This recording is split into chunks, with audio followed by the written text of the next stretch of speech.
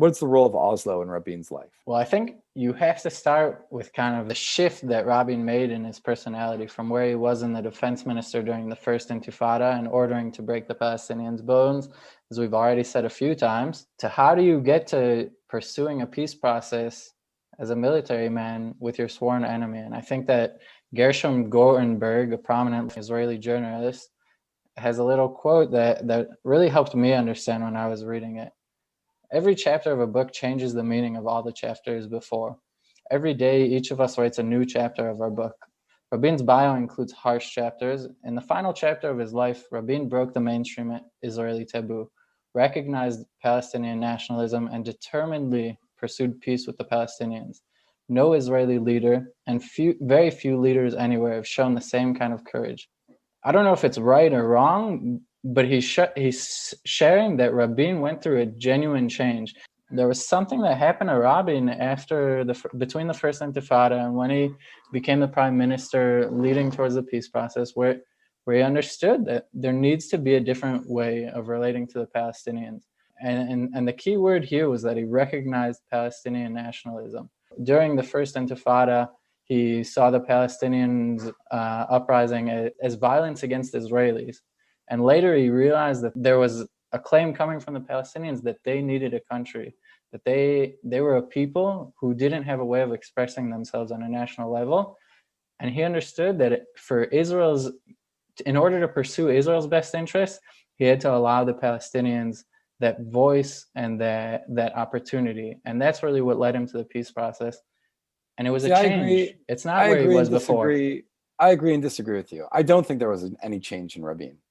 I think that Rabin, again, as we mentioned before, was this great military leader and is also someone who pursued peace. He's someone who made peace with Jordan, kind of as part of this Oslo Accords, but was also, in a way, the person who initiated the peace process with Egypt, and someone who wanted to find some kind of good relationship, to build a relationship between Israel and America, that he was really the person who made it so that America was Israel's number one ally, that supplanted France to be Israel's best friend, because that wasn't necessary. It's not, we think of it nowadays that America was always the number one backer of Israel, but really France was in the 1960s, and not even as much America. And Rabin was very much a part of building that relationship. And I think those are these two facets of Rabin's life that always permeated, that he found peace between the Haganah and the Palmach. He found peace between Israel and America, between Israel and Egypt, between Israel and Jordan. But he was also this very harsh, kind of strict military leader as well. And I think the Oslo Accords was, okay, well, it didn't work when I tried to bash their heads. It didn't work when I tried to arrest them all. Okay, I'll do my other mode and try to do this peace accord. But maybe this peace accord wasn't even the right solution, because it's not like he was dealing with a unified nation the way that he was under the dictatorship of Egypt, or under the democracy of America, or under the dictatorship of the Haganah under David Ben-Gurion. That you have this different kind of leader with Yasser Arafat that I don't think Rabin really ever trusted, nor should he necessarily have trusted him. And I don't think he necessarily did. I don't know if Oslo really would have ever worked. It didn't promise the Palestinians a capital in Jerusalem. It didn't even promise them a state. It kind of said eventually there might be a state, and they never even dealt with the refugee issue. Oslo was this beautiful dream that there might be these two nations that live side by side. But ultimately for the Palestinians, they look at Oslo and see, well, we don't really get that much out of this deal. We're not getting the things that we want the most. So was it ever really going to be a success? I don't really know. And that's why I wonder about, did Rabin really change? Like, I think Rabin basically was doing what he was doing his whole career, which is either forging peace or fighting war. And he chose the forging peace, which is very admirable. But I don't necessarily know if that was, again, we're looking in hindsight and seeing all these things in hindsight. But in the end of the day, like, maybe there needed to be a third alternative of someone who would find some sort of civil agreement that didn't have anything to do with military. Well, I'm also in favor of the Mashiach having existed and having been the prime minister of Israel, the Messiah. It would definitely be pretty cool to have just like someone with nothing wrong with them being the leader of Israel. But I'm definitely not going to complain about the efforts that Yitzhak Rabin was able to make. Of course.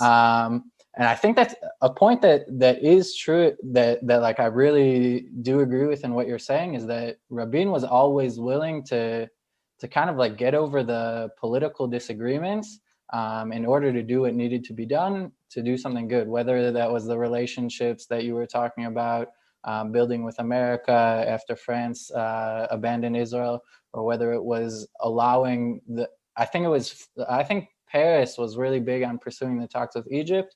And Rabin was a little bit more hesitant, but he wasn't going to say no, and he let it happen because it was what was right to happen. And I think you can see that again with the Oslo Accords, where he probably wasn't like the most excited about it at the beginning, but he let it happen. And it's not like he let it happen begrudgingly. He understood the importance of it, and he gave it his backing, even if he was a little bit suspicious about it. But I think that he did go through a genuine change, not in that he like all of a sudden started trusting Arafat or this or that. I think he really understood and allowed the hope for peace to fill up his heart and to become his priority. Like he was full of defense his entire life. And he was full of how do you protect Israel? And I think he realized that the only way to protect Israel was to get over the military aspects of it and to really pursue the peace. But I want to use Rabin's own words from the Oslo Accords. This signing of the Israeli-Palestinian Declaration of Principle here today, it's not so easy. Neither for myself, as a soldier in Israel's war, nor for the people of Israel, not to the Jewish people in the diaspora, who are watching us now with great hope mixed with apprehension. It is certainly not easy for the families of the victims of the wars, violence, terror, whose pain will never heal, for the many thousands who defended our lives in their own and have even sacrificed their lives for our own. For them, this ceremony has come too late.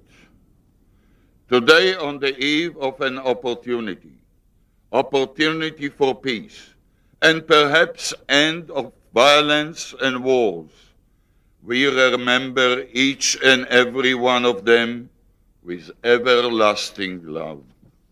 We have come to try and put an end to the hostilities so that our children, our children's children, will no longer experience the painful cost of war, violence, and terror. We have come. Let me say to you, the Palestinians, we are destined to live together on the same soil, in the same land.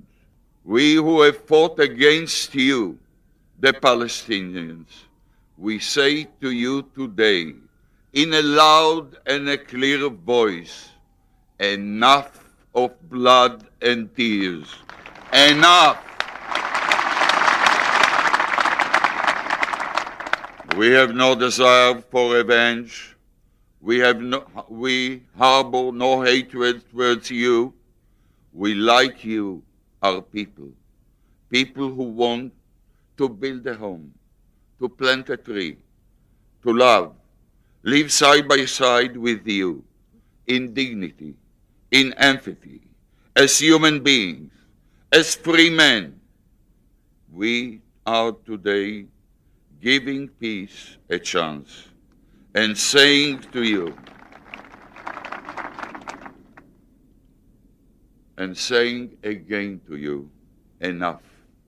Let us pray that a day will come when we all will say, farewell to the arms. It's pretty deep. I'm a little surprised that I didn't tear up, but Rabin in no way is ignoring the challenge for Israelis of pursuing peace with the Palestinians. He understands not just the threat of violence that the Palestinians represent against Israel, but also kind of like the pain that Israelis harbor in their hearts suffering suffering like the fear and the terror of the Palestinians, and he really understands that fear, but he's not going to let that fear stop him from pursuing this opportunity, which can create a paradigm shift in the Palestine-Israeli conflict, which can maybe get over the wars. Obviously, that's not what happened, right? We're far, far, far from peace. But that was kind of, I think it was something that he realized, and it was different. You know, I think before that, he wouldn't have been able to say, hey, let's stop this. Let me listen to you. You know, he would have said, stop doing what you're doing or I'm going to break your bones.